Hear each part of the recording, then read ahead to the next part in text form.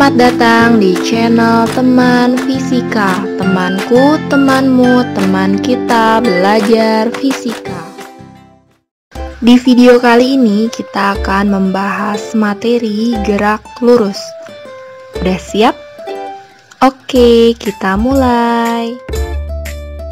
Sebelum kita masuk ke gerak lurus, kita harus tahu dulu nih definisi dari gerak itu sendiri. Dan kapan sih suatu benda itu dikatakan bergerak? Nah, definisi dari gerak itu adalah perubahan posisi atau kedudukan suatu benda terhadap acuan tertentu. Jadi, suatu benda itu dikatakan bergerak ketika dia berpindah posisi atau berpindah kedudukan dari kedudukan awal menjadi kedudukan akhir. Selanjutnya, kita harus memahami besaran-besaran pada gerak. Besaran yang pertama yaitu jarak, yang didefinisikan sebagai panjang lintasan yang ditempuh dalam waktu tertentu. Misalnya, ada seorang anak yang mengendarai sepeda dari rumahnya menuju ke sekolah, di mana jarak dari rumah ke sekolah yaitu 50 meter. Lalu, anak tersebut pulang ke rumah neneknya yang berjarak 25 meter dari sekolah. Maka, jarak yang ditempuh oleh anak tersebut merupakan penjumlahan dari seluruh lintasan yang ia lewati, yaitu dari rumah ke sekolah sepanjang 50 meter ditambah dari sekolah ke rumah nenek panjang 25 meter. Jadi, jarak yang ditempuh anak tersebut yaitu 75 meter.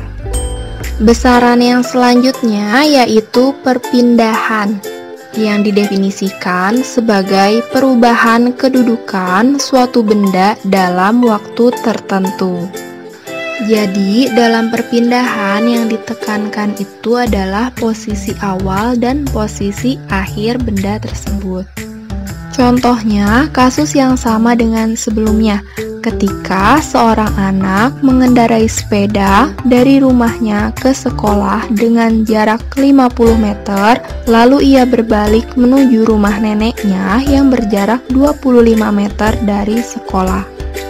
Di sini bisa kita lihat posisi awal si anak adalah di rumah, dan posisi akhir anak tersebut yaitu di rumah nenek. Maka perpindahan yang dilakukan si anak dari rumah ke rumah neneknya merupakan selisih panjang lintasan dari rumah ke sekolah dikurangi panjang lintasan dari sekolah ke rumah nenek, yaitu 50 meter dikurangi 25 meter. Jadi perpindahan yang dialami anak tersebut yaitu 25 meter. Besaran yang ketiga yaitu kecepatan, yang didefinisikan sebagai jarak yang ditempuh benda per satuan waktu. Jika dituliskan dalam persamaan matematis, maka menjadi V sama dengan S per T, di mana V adalah kecepatan dengan satuan meter second pangkat negatif 1, S adalah jarak dengan satuan meter, dan T adalah waktu dengan satuan second. Besaran yang selanjutnya yaitu percepatan, yang didefinisikan sebagai perubahan kecepatan dalam satuan waktu. Jika dituliskan dalam persamaan matematis, maka menjadi A sama dengan V per T, di mana A adalah percepatan dengan satuan meter second pangkat negatif 2, V adalah kecepatan dengan satuan meter second pangkat negatif 1, dan T adalah waktu dengan satuan second. Nah, itu dia keempat besaran-besaran dasar pada gerak yang harus kita pahami di awal. Sekarang kita masuk ke definisi dari gerak lurus, di mana gerak lurus adalah gerak suatu benda pada lintasan lurus. Bisa kita lihat di sini, ada seorang anak yang mengendarai sepeda pada dua lintasan yang berbeda. Di gambar yang di atas, Anak tersebut mengendarai sepeda di lintasan lurus seperti jalan raya. Di gambar yang bawah, anak tersebut mengendarai sepeda pada lintasan yang menanjak seperti di bukit. Apakah ada perbedaan gerak sepeda yang melintas di jalan raya dibandingkan dengan gerak sepeda yang melintasi bukit? Iya, gerak sepeda pada lintasan jalan raya akan cenderung konstan. Sedangkan ketika sepeda menaiki bukit, maka geraknya akan lebih lambat, dan ketika ia menuruni bukit maka geraknya akan lebih cepat. Nah, kenapa ya terdapat perbedaan gerak sepeda pada kedua lintasan tersebut? Kita akan bahas. Jadi, gerak lurus ini dibagi menjadi dua, yaitu gerak lurus beraturan atau GLB dan gerak lurus berubah beraturan atau GLBB. Yang pertama yaitu gerak lurus beraturan. Misalnya ada seorang anak mengendarai sepeda dari titik awalnya menuju titik C. Anak tersebut dapat menempuh jarak 10 meter dalam waktu 5 second.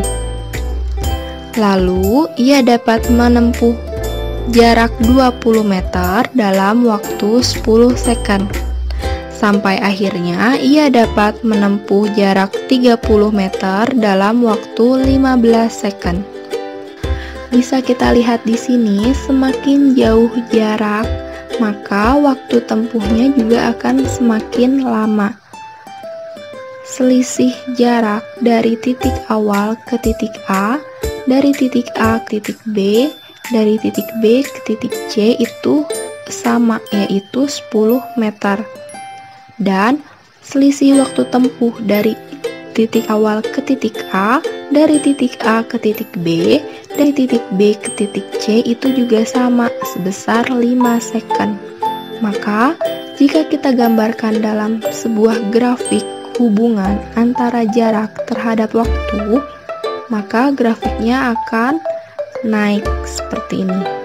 Jadi, hubungan antara jarak dengan waktu itu berbanding lurus. Semakin besar jaraknya atau semakin jauh jaraknya, maka waktu tempuhnya juga akan semakin lama. Selanjutnya, kita tinjau kecepatan pada masing-masing titik. Seperti yang kita tahu sebelumnya, bahwa kecepatan memiliki persamaan S per T. Maka pada titik A, kecepatannya yaitu VA sama dengan S per T, di mana S-nya itu jarak dari titik awal ke titik A, yaitu 10 meter, per waktu dari titik awal ke titik A sebesar 5 second. Maka 10 dibagi 5 hasilnya adalah 2 meter second pangkat minus 1. Selanjutnya, kecepatan pada titik B. VB sama dengan S per T. Jarak dari titik awal ke titik B yaitu 20 meter dibagi waktu dari titik awal ke titik B yaitu 10 second. Hasilnya 20 per 10 yaitu 2 meter second pangkat minus 1. Yang terakhir yaitu kecepatan pada titik C. VC sama dengan S per T. Jarak dari titik awal ke titik C yaitu 30 meter dibagi waktu dari titik awal ke titik C yaitu 15 second. 30 dibagi 15 sama dengan 2 meter second pangkat negatif 1. Bisa kita lihat nilai VA itu sama dengan nilai VB, juga sama dengan nilai VC. Berarti bisa kita simpulkan bahwa kecepatan di setiap titik itu akan sama atau konstan.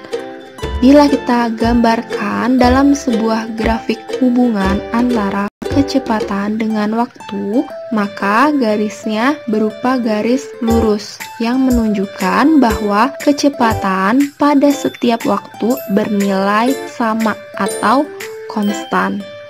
Maka bisa kita simpulkan dari ilustrasi tersebut, ciri-ciri gerak lurus beraturan yang pertama yaitu kecepatannya konstan, atau kecepatan pada setiap titik itu bernilai sama. Yang kedua yaitu percepatannya bernilai 0. Seperti yang kita tahu, percepatan adalah perubahan kecepatan tiap satuan waktu. Karena kecepatannya konstan atau tidak ada perubahan kecepatan, maka percepatannya juga akan bernilai 0. Persamaan matematis dalam gerak lurus beraturan yaitu V sama dengan S per T, di mana V adalah kecepatan, S adalah jarak, dan T adalah waktu. Salah satu fenomena gerak lurus beraturan dalam kehidupan sehari-hari yaitu pada kereta, karena ia bergerak pada lintasan lurus dengan kecepatan konstan. Nah, teman fisika di sini bisa mencari-cari lagi fenomena gerak lurus beraturan dalam kehidupan sehari-hari dengan memperhatikan ciri dari gerak lurus beraturan yaitu lintasan yang lurus dan kecepatan konstan. Sekarang kita akan masuk ke gerak lurus berubah beraturan. Misalnya, ada seorang anak mengendarai sepeda dari titik awalnya ke titik C. Ternyata setelah 5 second, ia menempuh jarak 10 meter. Setelah berjalan selama 10 second, ia dapat menempuh jarak 40 meter. Dan setelah berjalan 20 second, ia dapat menempuh jarak 160 meter. Bisa kita lihat, semakin lama waktu tempuh gerak sepeda, maka jarak tempuh sepeda tersebut juga akan semakin jauh. Namun, selisih perbedaan waktu dan jarak pada gerak lurus berubah beraturan ini tidak sama. Nah, selanjutnya kita akan meninjau kecepatan pada masing-masing titik. Kecepatan gerak sepeda pada titik A atau VA sama dengan S per T. Jarak dari titik awal ke titik A yaitu 10 meter dibagi waktu dari titik awal ke titik A yaitu 5 second. 10 dibagi 5, maka kecepatan di titik A yaitu 2 meter second pangkat negatif 1. Kecepatan pada titik B yaitu VB sama dengan S per T. Jarak dari titik awal ke titik B yaitu 40 meter dibagi waktu dari titik awal ke titik B yaitu 10 second. 40 dibagi 10 yaitu 4 meter second pangkat negatif 1. Yang terakhir, kecepatan pada titik C atau VC sama dengan S per T. Jarak dari titik awal ke titik C yaitu 160 meter dibagi waktu dari titik awal ke titik C yaitu 20 second. 160 dibagi 20 yaitu 8 meter second pangkat negatif 1. Bisa kita lihat kecepatan dari titik A ke titik B lalu ke titik C itu semakin naik. Perubahan kecepatan dari titik A ke titik B akan sama dengan perubahan kecepatan dari titik B ke titik C, yaitu sebesar 2 kali lipatnya. Bisa kita lihat di sini, semakin lama waktu tempuh gerak benda tersebut, maka kecepatannya juga akan semakin besar. Jadi, jika kita gambarkan dalam grafik hubungan kecepatan terhadap waktu, maka grafiknya akan naik dan perubahan kecepatannya itu bernilai konstan atau berubahnya itu beraturan. Karena ada perubahan kecepatan dari masing-masing titik, maka nilai percepatan gerak sepeda tersebut tidak nol. Selanjutnya, kita tinjau percepatan pada masing-masing titik. Yang pertama, pada titik A. A sama dengan V per T. kecepatan di titik A dibagi waktu tempuh sampai di titik A, yaitu 2/5. Hasilnya 0,4 meter second pangkat negatif 2. Yang kedua, percepatan pada titik B, di mana persamaannya adalah V/T.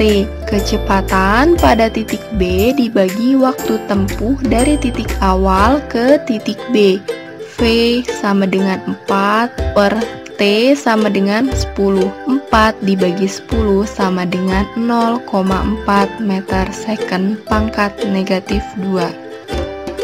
Yang terakhir yaitu percepatan pada titik C, di mana persamaannya V/T. Kecepatan pada titik C dibagi waktu tempuh dari posisi awal ke titik C. V sama dengan 8 dan T sama dengan 20. 8 dibagi 20 sama dengan 0,4 meter second pangkat negatif 2. Nah, bisa kita lihat di sini bahwa percepatan pada titik A itu sama dengan percepatan pada titik B dan percepatan pada titik C, atau percepatan pada masing-masing titik itu bernilai konstan. Jika kita gambarkan pada grafik hubungan antara percepatan dengan waktu, maka grafik yang terbentuk berupa garis lurus, di mana percepatan pada setiap waktu atau pada setiap titik itu akan bernilai sama atau konstan. Dari sini bisa kita simpulkan ciri-ciri gerak lurus berubah beraturan, yaitu kecepatannya akan berubah beraturan dan percepatannya akan bernilai konstan atau percepatan pada setiap titik bernilai sama. Selanjutnya yaitu persamaan matematis dalam gerak lurus berubah beraturan. Seperti yang kita tahu, definisi dari percepatan adalah perubahan kecepatan dalam satuan waktu. Maka persamaannya menjadi delta V per delta T, di mana delta V sama dengan kecepatan akhir dikurang kecepatan awal per selang waktunya T. Selanjutnya kita ubah bentuk persamaannya dengan memindah ruaskan besaran-besarannya. Pertama itu ada T yang tadinya pembagian, pindah ruas ke kiri maka jadi perkalian ya. Jadi A dikali T. Lalu di sini ada V0 yang tadinya negatif, pindah ruas ke kiri maka jadi positif. Maka persamaannya jadi VT sama dengan V0 plus AT. Ini merupakan persamaan pertama dari persamaan matematis gerak lurus berubah beraturan, di mana VT adalah kecepatan akhir dengan satuan meter second pangkat negatif 1, V0 adalah kecepatan awal di mana satuannya adalah meter second pangkat negatif 1, A adalah percepatan dengan satuan meter second pangkat negatif 2, dan T adalah waktu dengan satuan second. Persamaan matematis GLBB yang kedua yaitu S sama dengan V0 plus setengah AT kuadrat, di mana S adalah jarak dengan satuan meter, V0 adalah kecepatan awal dengan satuan meter second pangkat negatif 1, ditambah setengah A adalah kecepatan dengan satuan meter second pangkat negatif 2, dan T adalah waktu dengan satuan second. Persamaan matematis yang ketiga yaitu ada VT kuadrat sama dengan V0 kuadrat ditambah 2AS, di mana VT adalah kecepatan akhir, V0 adalah kecepatan awal, A adalah percepatan, dan S adalah jarak. Jadi, ada 3 persamaan matematis dalam gerak lurus berubah beraturan. Yang pertama yaitu VT sama dengan V0 plus AT. Yang kedua S sama dengan V0 ditambah setengah AT kuadrat. Dan yang ketiga adalah VT kuadrat ditambah V0 kuadrat ditambah 2AS. Kapan sih kita harus menggunakan persamaan yang ke-1 atau persamaan yang kedua atau persamaan yang ketiga? Jadi tergantung apa yang diketahui dan ditanyakan oleh soal. Jadi kalau kita sudah bisa mengidentifikasi apa yang diketahui dan ditanyakan oleh soal, baru kita bisa memilih kita harus menggunakan persamaan yang mana. Selanjutnya, gerak lurus berubah beraturan ini dibagi menjadi dua, yaitu GLBB dipercepat dan GLBB diperlambat. Sebuah benda dikatakan melakukan GLBB dipercepat ketika kecepatan benda tersebut bertambah secara beraturan. Maka nilai percepatannya atau A-nya akan bernilai positif. Benda dikatakan melakukan gerak lurus berubah beraturan diperlambat ketika kecepatannya itu berkurang beraturan. Nilai A-nya atau perlambatannya itu akan bernilai negatif. Persamaan matematis untuk GLBB dipercepat dan diperlambat akan sama. Namun yang berpengaruh adalah nilai positif atau negatif dari percepatannya. Ingat, jika dia diperlambat geraknya, maka A-nya akan bernilai negatif. Atau kalau teman fisika dapat nilai A-nya negatif, berarti geraknya itu adalah GLBB diperlambat. Terakhir, salah satu fenomena gerak lurus berubah beraturan yaitu ketika seseorang menendang bola. Ketika seseorang itu menendang bola ke atas, maka geraknya adalah GLBB diperlambat, karena semakin dia bergerak ke atas, geraknya akan semakin lambat. Lalu ketika bola itu turun ke bawah, maka gerak yang bekerja yaitu GLBB dipercepat, karena semakin ke bawah geraknya akan semakin cepat. Nah, teman fisika bisa mencari-cari fenomena gerak lurus berubah beraturan lainnya dalam kehidupan sehari-hari dengan memperhatikan ciri-ciri dari GLBB. Oke, cukup sekian video kita kali ini tentang gerak lurus. Terima kasih, semoga bermanfaat. Jangan lupa untuk share video ini ke teman fisika kalian lainnya ya. Sampai jumpa di video-video berikutnya.